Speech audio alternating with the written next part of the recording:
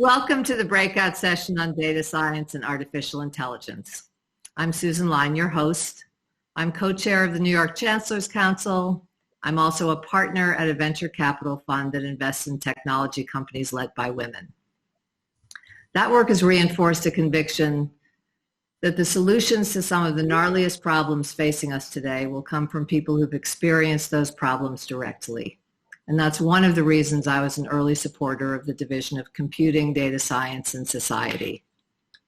Berkeley is undergoing its greatest transformation in decades, the ability to fully harness the power of data and computing to lead the way in a range of disciplines.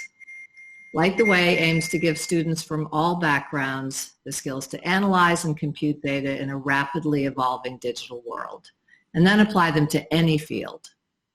We also hope to ensure that the uses of artificial intelligence are safe, fair, ethical, and compatible with human intelligence. I am very pleased to introduce two campus leaders in this field. Jennifer Shays is the Associate Provost for the new Division of Computing, Data Science, and Society, and also Dean of the School of Information. And Jeffrey Mackey Mason is an expert in online information. He's the university librarian and a professor of information and economics. They will each speak for about 3 minutes, and then we'll open it up for questions from you before returning to the main event. Jennifer, do you want to start? Sure. Thank you so much, Susan, for the nice intro and for being an early supporter of Computing, Data Science, and Society. So we are a new division at Berkeley with both an educational mission and a research mission.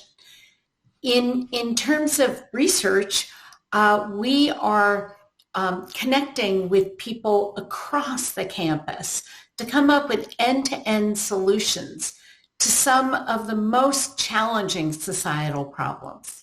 We're focusing on 3 domains. The first is climate and sustainability. Here, about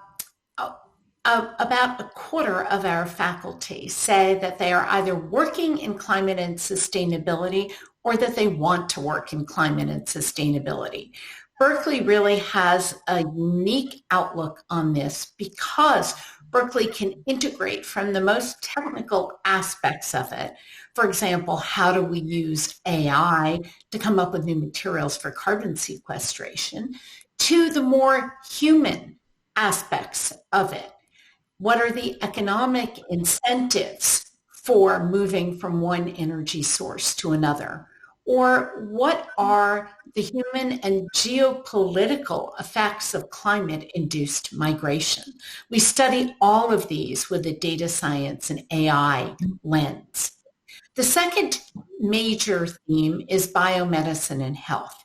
And really, it is only through data science and AI that we can begin to realize the promise of personalized medicine, that we can begin to see what are the features of you, your history, your genome that will allow truly personalized medicine.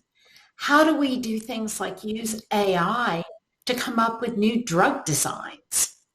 And how do we assess equity in our healthcare systems before it plays out in the horrifying way that it has during COVID-19? Our third theme is human welfare and social justice writ large. So how do we take data sources from across public health, social welfare, education, and criminal justice and try to understand what are the systemic problems and what kinds of interventions we can make? How do we devise algorithms that mitigate rather than exacerbate bias? How do we detect and remove misinformation? These are all aspects of our research mission, which is coming together in an amazing new building we're building in the northwest corner of campus. They are also aspects of our education.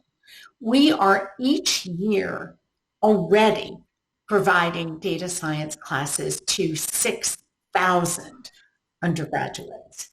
And we hope that one day soon it will be essentially every undergraduate who takes the data science course.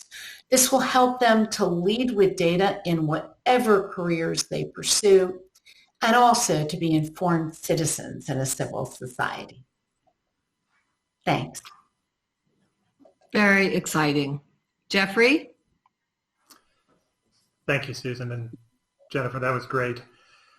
Hello, all. When I was a professor at the other blue and gold school, the University of Michigan, I ran massive simulations and statistical analyses of complex online auctions, including over 1 billion eBay auctions, to improve bidding strategies and protect consumers. I also helped create Michigan's first undergraduate data science degrees, pushing the academic world to recognize that data science applies to nearly every aspect of life. These efforts made a difference for a specialized group of students, but we could only reach so many of them at this scale. At Berkeley, we're working to ensure that all undergraduates learn to be data scientists, whether they're going into psychology or bioengineering.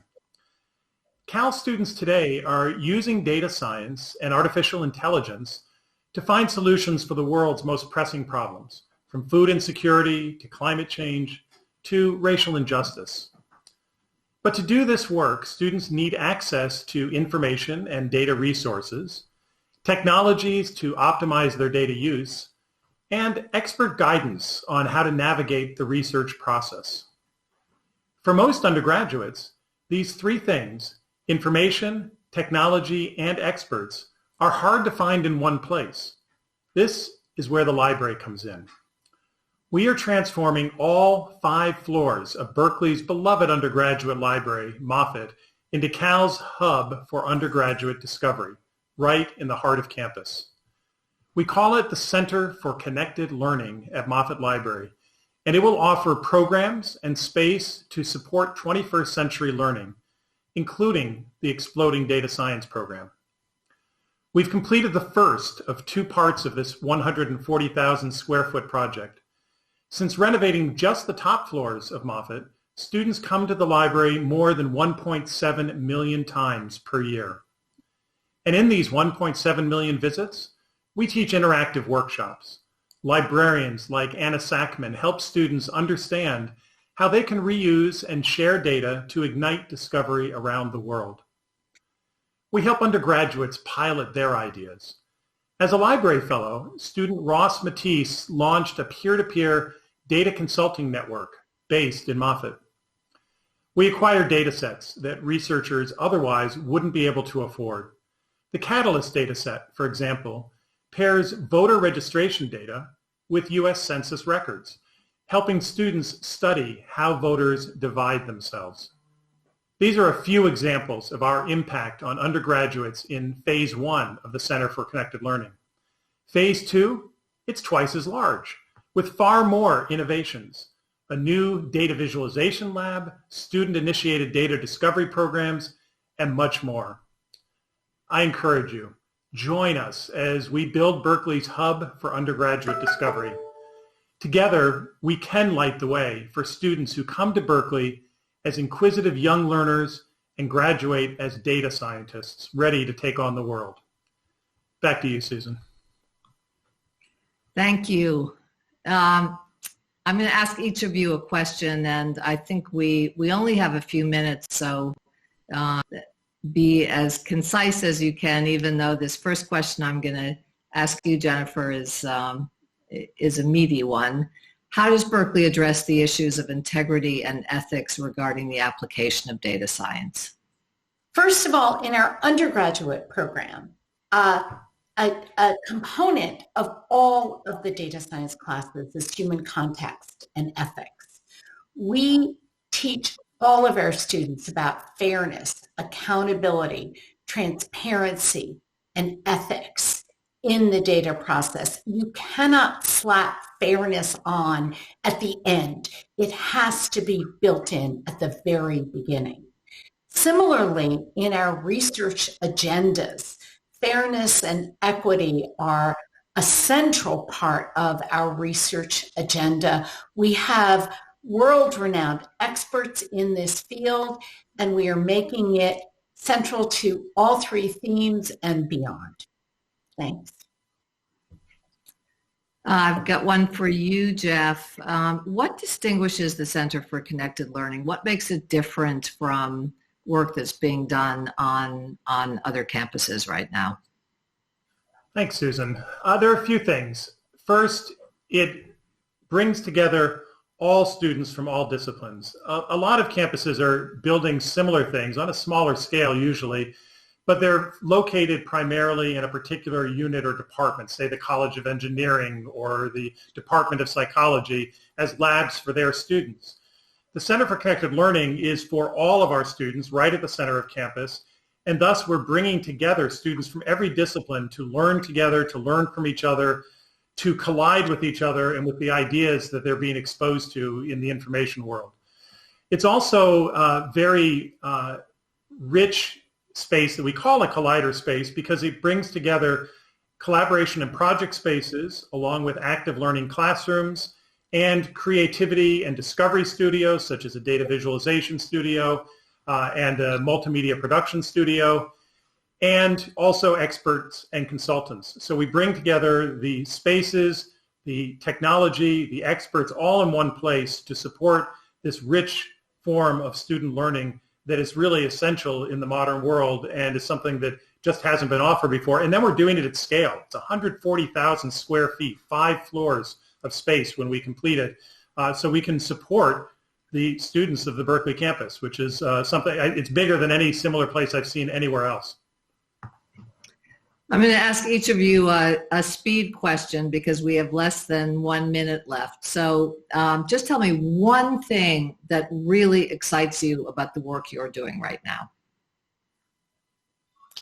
You can start, Jennifer. I think if it's one thing, it is giving access to a cross-section of society to empower them to be leaders, so that when we do AI and data science in the future, all voices will be represented and it will be fair, equitable, and have the maximum impact. Right. For me, I guess I would say it's service. I was a dean of a school before and was in service to my students and faculty. That was one school on a large campus. In the library, we serve every single student and every single faculty member and the public beyond to help them gain access to the information they need to better their lives and better the world. It's part of the Berkeley ethic that we are in service to the world and we're making the world a better place. And being part of that and being part of the library that supports that is just, it tickles me every day.